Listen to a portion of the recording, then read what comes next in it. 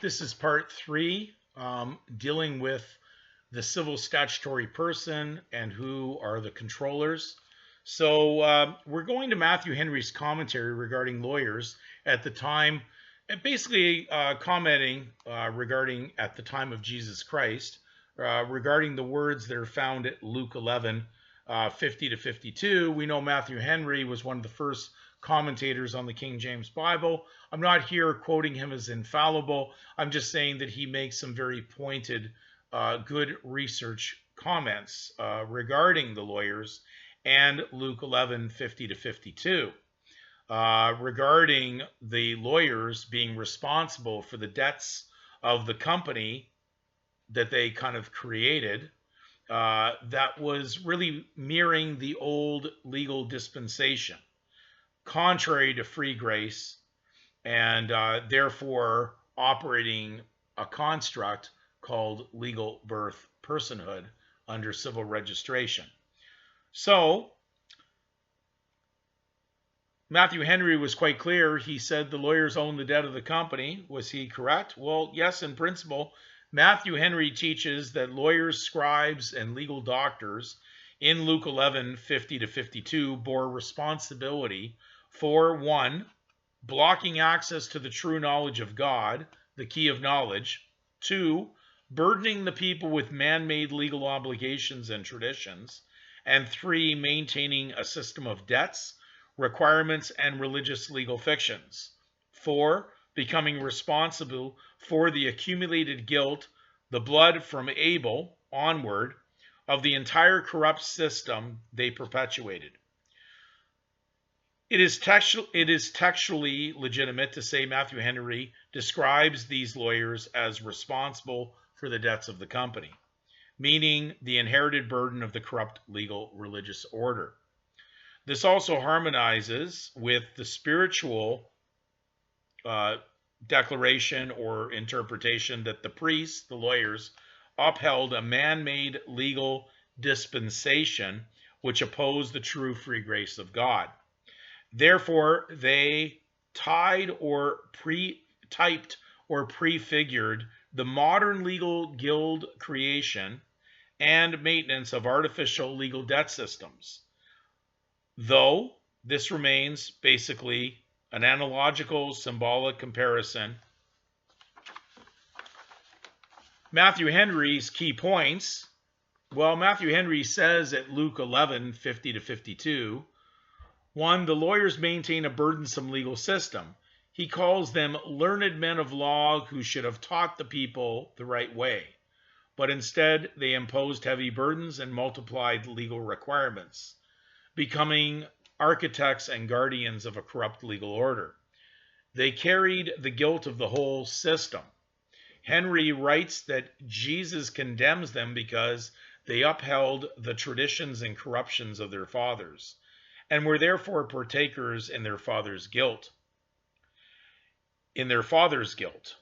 So in modern terms, they inherited the corporate liability of the entire system. 3, they blocked access to truth and freedom. Jesus says they took away the key of knowledge.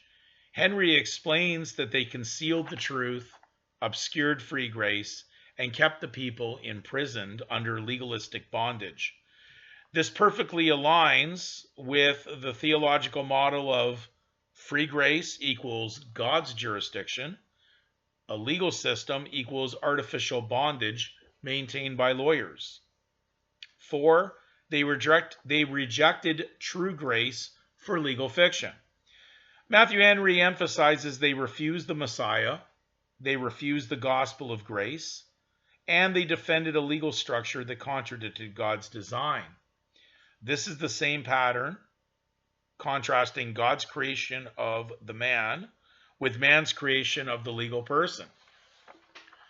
So, do they really own the debt of the company? Well, yes. The lawyers in Luke 11, 50 to 52 became responsible for the accumulated debts of the legal religious order they upheld, a system that denied the free grace of God, just as modern legal guilds uphold statutory personhood constructs that deny the spiritual standing of a Christian man or woman under God.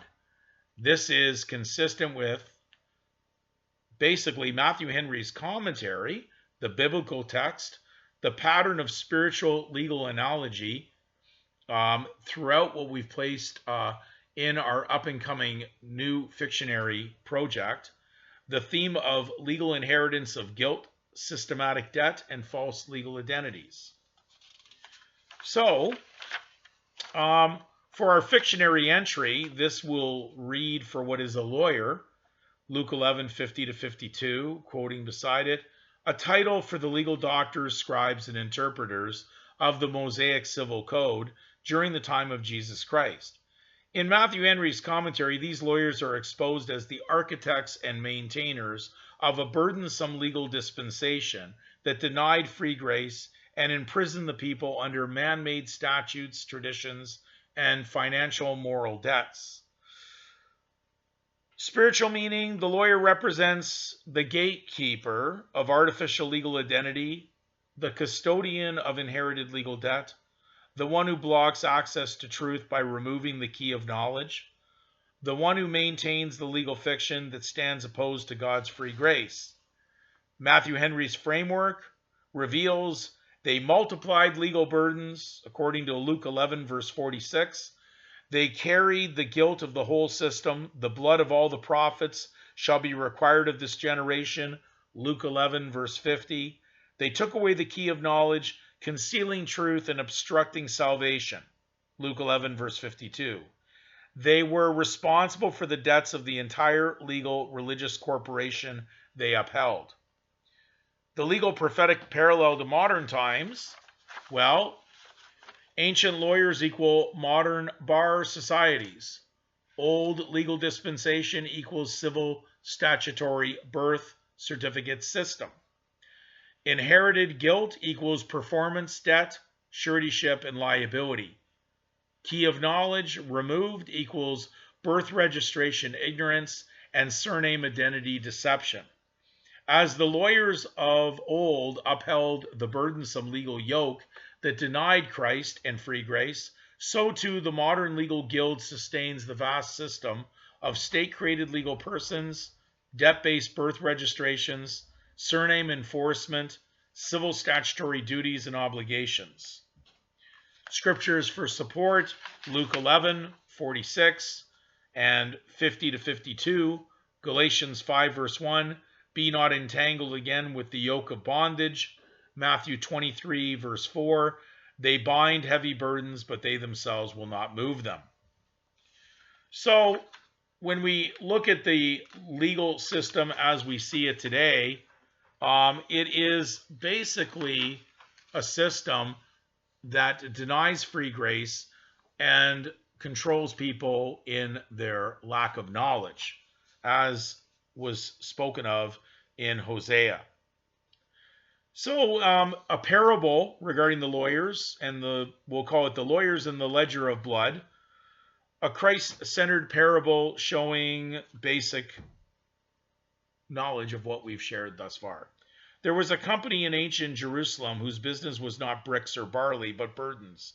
They carried forward the debts of their fathers and added new lines to the ledger each year. They called themselves lawyers, keeper of the statutes, guardians of the scrolls.